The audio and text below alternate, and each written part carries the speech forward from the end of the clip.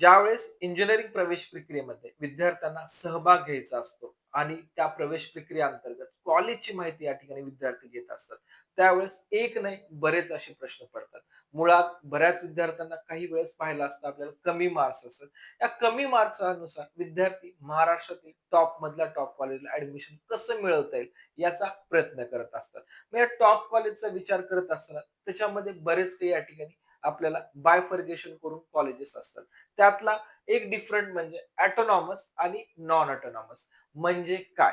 याबद्दल आपण या व्हिडिओमध्ये माहिती घेणार आहोत. आणि ही माहिती घेत असताना एक्झॅक्टली विद्यार्थ्यांना कोणत्या कॉलेजला प्राधान्य जास्त द्यायचं आहे, की जेणेकरून आपण जे आपलं 4 वर्षाचं शिक्षण त्या कॉलेजमध्ये घेणार आहेत, त्याबद्दल आपल्याला क्लिअर स्पष्टता असेल, त्याच्या कॉलेजच्या प्लेसमेंट बद्दल स्पष्टता असेल, तर आपल्याला या ठिकाणी जेही ऍडमिशन आपण घेत आहोत त्या कॉलेजमध्ये त्यामध्ये कुठलीच अडचण येणार नाही.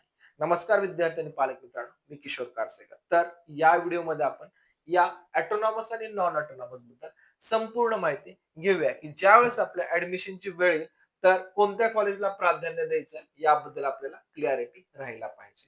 तर आपण यामध्ये कॉलेजचे टाईप या ठिकाणी बायफर्गेट करूया. पहिला टाईप आहे महाराष्ट्रातील विद्यार्थ्यांसाठी गव्हर्नमेंट ऑटोनॉमस कॉलेज.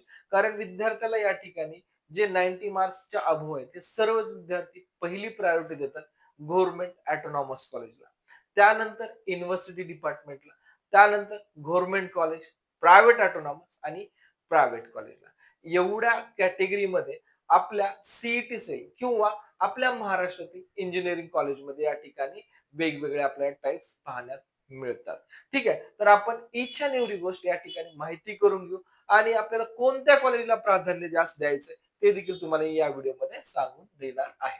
तर पाहिलं असता गव्हर्नमेंट ऑटोनॉमस, तर एक्झॅक्टली गव्हर्नमेंट ऑटोनॉमस म्हणजे काय याबद्दल माहिती. ऑटोनॉमस ज्यावेळेस हा शब्द येतो त्या ठिकाणी स्वायत्त म्हणजे होल अँड सोल अथॉरिटी त्या कॉलेजला पूर्ण असते. ते जे काही शैक्षणिक डिझाईन आहे, एक्झॅक्टली तुम्ही पाहू शकता कॉलेजच्या एक्झाम कंडक्ट करणं, कॉलेजचा रिझल्ट एक करणं किंवा कॉलेजचा जोही सिलेबस आहे तो कंडक्ट करणं, हे पूर्ण ऑटोनॉमस अंतर्गत किंवा त्या अथॉरिटी अंतर्गत या ठिकाणी घेऊ शकतात. म्हणूनच महाराष्ट्रातील मुलं जास्तीत जास्त प्रयत्न करतात की गव्हर्नमेंट ऑटोनॉमस कॉलेज कसं मिळवता येईल. पाहिलं असता स्ट्रॉंग ब्रँड व्हॅल्यू म्हणजे आपण ज्याही एखादा गव्हर्नमेंट ऑटोनॉमस कॉलेजचा विद्यार्थ्याचा विचार केला तर त्याच्यामध्ये स्वतःचा सेल्फ कॉन्फिडन्स खूप वेगळा असतो. ज्यावेळेस आपण वेगवेगळ्या ठिकाणी पेपर प्रेझेंटेशन प्रोजेक्ट साठी जातो तर हा ब्रँड खूप आपल्याला मान उंचावून देत असतो. तर ब्रँड व्हॅल्यू तर आपण पाहू शकतो स्ट्रॉंग आहे. त्यानंतर अपडेटेड सिलेबस. लक्षात घ्या ऑटोनॉमस म्हणजे स्वतः या ठिकाणी सिलेबस डिझाईन करतात. त्यामुळं या ठिकाणचा जो सिलेबस आहे हा अपडेटेड असतो. स्वतःचा अपडेटेड सिलेबस करू शकतात. म्हणजे हे ज्यावेळेस सिलेबसचा अपडेट करतात तर यांना कोणाची जास्त परमिशन घ्यायची गरज पडत नाही. हे स्वतः इंडस्ट्री ओरिएंट या ठिकाणी सिलेबस अपडेट करू शकतात. आणि सर्वात महत्वाचा मेन आणि की पॉइंट म्हणजे म्हणजे तो आहे चांगला प्लेसमेंट. कारण आपण ऑटोनॉमस कडे न पाहता प्लेसमेंट काय देतो कॉलेज याकडे जर पाहिलं तर हे सगळ्यात महत्वाचा पॉइंट आपल्याला राहणार आहे. त्यानंतर गव्हर्नमेंट कॉलेजचे रेप्युटेशन, कारण कधीही जर तुम्ही पाहिलं आफ्टर 4 इयर नंतर जेव्हा प्लेसमेंटला कंपन्या येतात तेव्हा आपण कुठल्या कॉलेजमधून आहात हे या ठिकाणी डेफिनेटली विचारलं जातं. त्यामुळे गव्हर्नमेंट रेप्युटेशन वेगळे असेल, इंडस्ट्रियल एक्सपोजर आपल्याला चांगलंच मिळणार आहे. नंतर तुम्हाला कॉलेज स्वतःच अकॅडमिक कंट्रोल. ठीक आहे, ऑटोनॉमस ज्यावेळेस कॉलेज असतं त्या कॉलेजला स्वतःच अकॅडमिक कंट्रोल या ठिकाणी असणार आहे.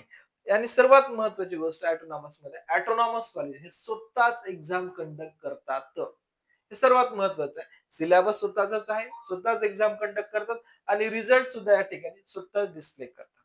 आणि यामध्ये ऑटोनॉमस मध्ये पाहिलं की कम्पेरेटिव्ह युनिव्हर्सिटीच्या रिझल्ट या ठिकाणी लवकर लागतात. आणि जी काही डिग्री असेल ज्या ऑटोनॉमस युनिव्हर्सिटी अंतर्गत अफिलिएटेड असेल त्या युनिव्हर्सिटीची आपल्याला डिग्री या ठिकाणी मिळते.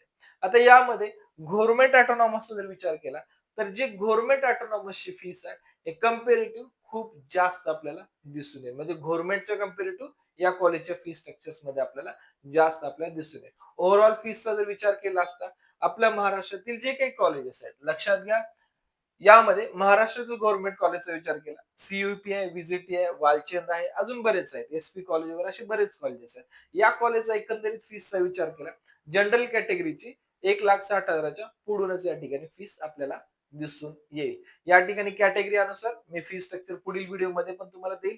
पण ओव्हरऑल ऑटोनॉमस कॉलेजची 1,60,000 अंतर्गत आपल्याला फीस पाहण्यास मिळणार आहे.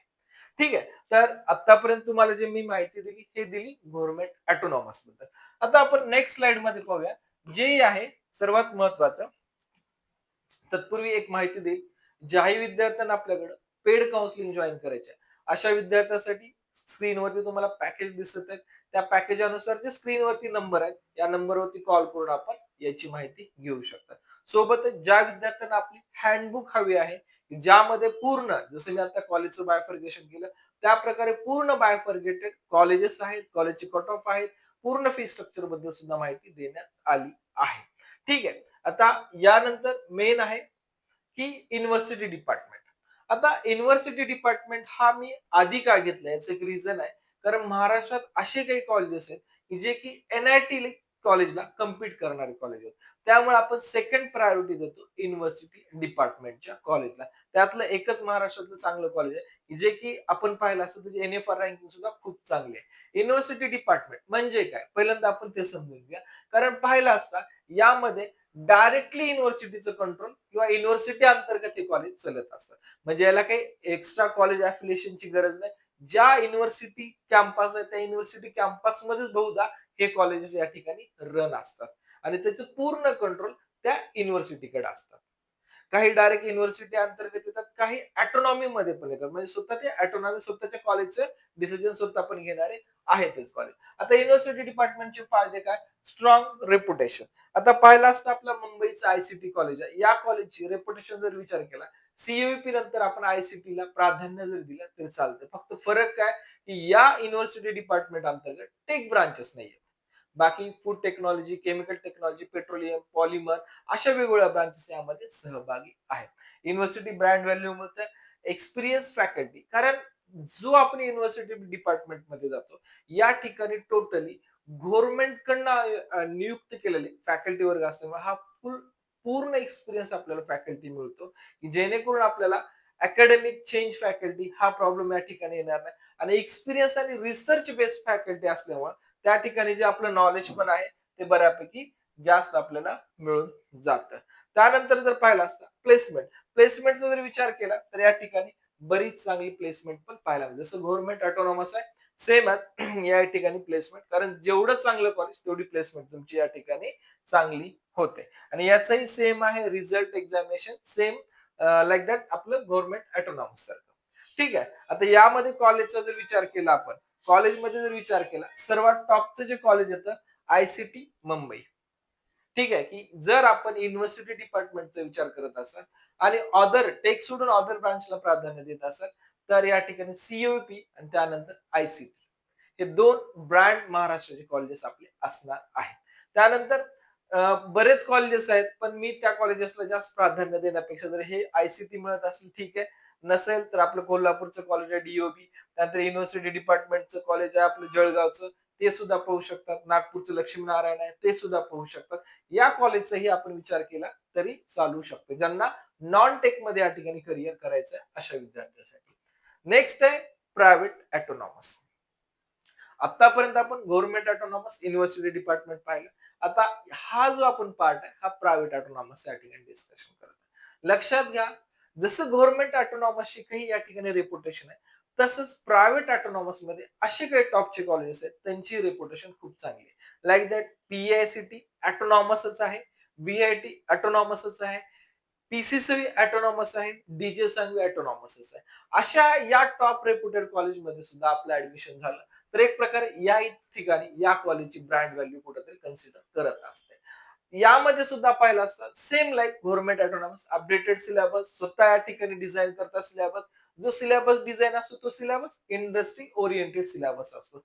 त्याचमुळं कम्पेरेटिव्ह नॉन ऑटोनॉमस ऑटोनॉमस कॉलेजची या ठिकाणी जी प्लेसमेंट रेशो हे हायर आपल्याला दिसून येतं. या ठिकाणी इंडस्ट्रियल एक्सपोजर, अकॅडमिक कंट्रोल स्वतःकडेच असतं आणि या जसं की गव्हर्नमेंट ऑटोनॉमस आहे, स्वतःच रिझल्ट लावणं, स्वतःच पेपर काढणं आणि या ठिकाणी एखादा विद्यार्थी एखादा सब्जेक्ट एखाद्या सेम मध्ये गेला असेल, लगेच 1 मंथ मध्ये एक्झामिनेशन होती. पुढच्या सेम पर्यंत वेट करायची आवश्यकता नाही. ठीक आहे. तर आणि जेही आतापर्यंत गव्हर्नमेंट ऑटोनॉमस, युनिव्हर्सिटी डिपार्टमेंट आणि प्रायव्हेट ऑटोनॉमस हा जो सांगितला, हा टोटल कट ऑफ भरला जातो स्टेट लेवल मधून. ठीक आहे. एस-एल कट ऑफ ज्यावेळेस तुम्ही कट ऑफ पाहत असाल, या ठिकाणी तुम्हाला एस-एल कट ऑफ दिसेल. आपल्या बुकमध्ये सुद्धा याबद्दल इन डिटेल इन्फॉर्मेशन की कुठे एस-एल कट ऑफ वापरला जातो आणि कुठं 70-30 वापरला जातो हे सुद्धा इन डिस्क्रिप्शन तुम्हाला दिलं आहे. तर या पूर्ण गोष्टी क्लिअर झाल्यानंतर नेक्स्ट आहे आपला या ठिकाणी ऑटोनॉमसचा विचार केला, कॉलेज मी तुम्हाला सांगितले आहेत. आता नेक्स्ट आहे गव्हर्नमेंट कॉलेज.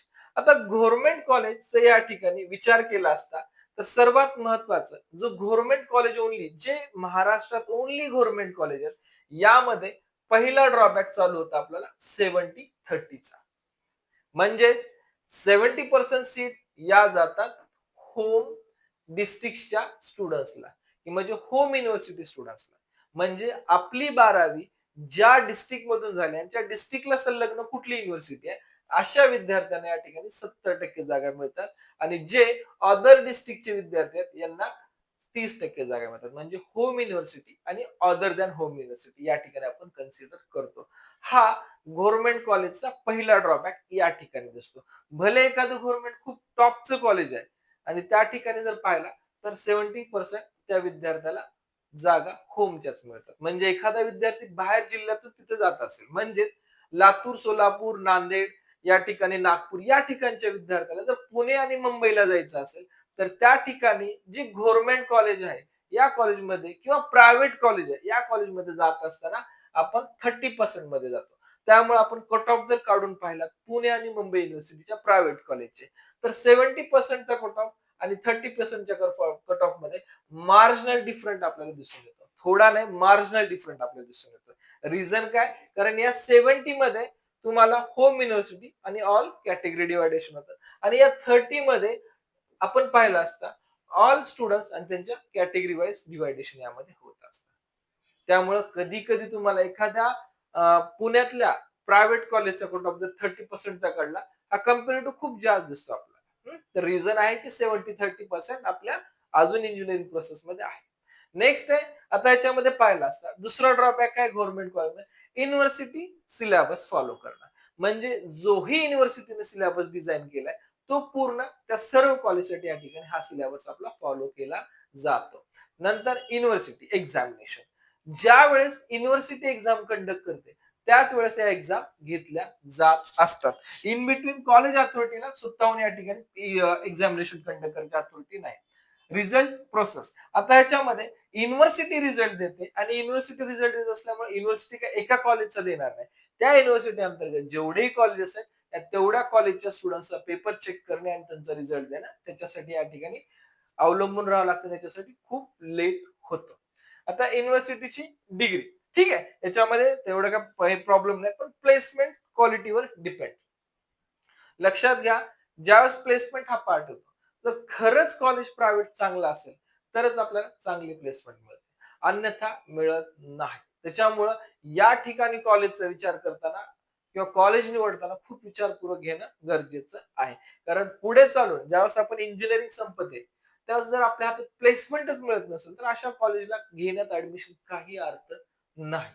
त्यामुळे विद्यार्थ्यांनी ज्या कॉलेजची प्लेसमेंट हायर आहे अशा कॉलेजला प्राधान्य दिलं तर बरं असेल. Fees fees compare government autonomous पेक्षा या ठिकाणी फीस लो आपल्याला दिसून येईल आणि हॉस्टेल फॅसिलिटीचा विचार केला ऑल कॉलेजला हॉस्टेल फॅसिलिटी आहेतच त्यानुसार बघू शकतो. याच्यामध्ये कॉलेज कोल्हापूर आहे गव्हर्नमेंट कोल्हापूर आहे अवसारी आहे लातूर आहे नागपूर आहे अशी बरेच गव्हर्नमेंट कॉलेज आहे सेम ॲज प्रायव्हेट कॉलेज आणि गव्हर्नमेंट कॉलेज सेम पॅटर्न आहे. कॉलेजची काही नावं दिलेत पण असं काही मार्जिनल या ठिकाणी डिफरंट नाहीये. यामध्ये प्रायव्हेट कॉलेज सिंहगड जेएसवी तेरणा आपण या ठिकाणी जस्ट एक्झाम्पल म्हणून दिलं आपण कुठल्या कॉलेजला या ठिकाणी टार्गेट करत नाही. ओव्हरऑल या व्हिडिओची या ठिकाणी मी शॉर्ट डिस्क्रिप्शन देतो. जर आपल्याला चांगलं कॉलेज पाहायचं असेल तर प्राधान्य देणं आपल्याला गव्हर्नमेंट ऑटोनॉमसला गरज आहे. त्यानंतर समजा आपले मार्क्स कमी आहेत ऍडजस्टमेंट म्हणून आपण प्रायव्हेट ऑटोनॉमसला देणं गरजेचं आहे. त्यात पण मार्क कमी असतील, तर आपण एखाद्या टॉपच्या प्रायव्हेट कॉलेजला देणं गरजेचं आहे. याच्यामध्ये आता तुम्ही म्हणताल, की युनिव्हर्सिटी डिपार्टमेंट आणि गव्हर्नमेंट कॉलेजचं काय झालं? तर लक्षात घ्या, ज्या विद्यार्थ्याला नॉन टेक ब्रांचमध्ये जायचंय, त्यांनी युनिव्हर्सिटी डिपार्टमेंटला प्राधान्य दिलं तरी हरकत नाही. आणि गव्हर्नमेंट कॉलेजला ज्यावेळेस आपण प्राधान्य देतो, तर लक्षात घ्या, जे जुने गव्हर्नमेंट कॉलेज आहेत, या कॉलेजला प्राधान्य द्या. जे जस्टच ओपन झालेत, या कॉलेजला प्राधान्य देत असताना आपल्या सगळ्या गोष्टीचं कन्व्हिनियन्स जर त्या ठिकाणी फुलफिल होत असेल, तरच नवीन गव्हर्नमेंट कॉलेजला प्राधान्य देणं योग्य असणार आहे. महत्वाची गोष्ट आहे, ज्यावेळेस आपण ऑटोनॉमी दर्जाकडे जातो, त्यावेळेस फीस मध्ये बऱ्याच मोठ्या प्रमाणात वाढ होते. गव्हर्नमेंटमध्ये थोडी आहे, पण ज्यावेळेस प्रायव्हेटमध्ये जातो, तर या फीस 2.5 लाख, 2,75,000, 2 लाख या रेंजमध्ये या कॉलेजच्या फीस आहेत. याचा सुद्धा विचार करणं खूप महत्वाचं असणार आहे. शक्यतो विद्यार्थ्यांनी कॉलेजची निवड करत असताना ऑटोनॉमी दर्जाची, जे आपण लार्ज फीस पेड करतोय, तर या ठिकाणी जे काही कॉलेज कॅम्पस आहेत, त्या कॉलेजमध्ये आपण ऍडमिशन घेतो, याची डीप रिसर्च करणं गरजेचं आहे. कारण खरंच आपण जे एवढी मनी इन्व्हेस्ट करतोय, आपण 4 इयर इन्व्हेस्ट करतोय. आफ्टर 4 इयर या कॉलेजचा प्लेसमेंट ग्राफ लास्ट 3 इयर्सचा काय आहे, पॅकेज काय आहे, याबद्दल माहिती घेणं गरजेचं आहे. कारण कॉलेज नेहमी शो करतं हायर पॅकेज. त्यामुळे विद्यार्थ्यांना विनंती आहे, आपण हायर पॅकेज हा एखादी 2 विद्यार्थ्याचा असतं.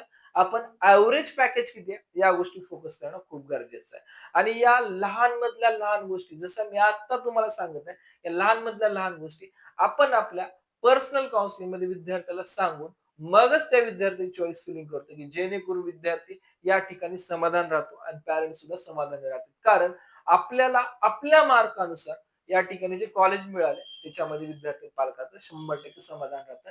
एवढे आपण चांगले कॉलेज विद्यार्थ्यांना मिळवून देत असतो. ठीक आहे. तर अशीच माहिती आपण पुढे घेऊ. विद्यार्थी नवीन चॅनलवर असतील तर आपलं चॅनल सबस्क्राईब करा. जेणेकरून तुम्हाला अशा इम्पोर्टंट कंटेंटची माहिती वेळोवेळी मिळत राहील. ठीक आहे. Thank you for watching students helpline.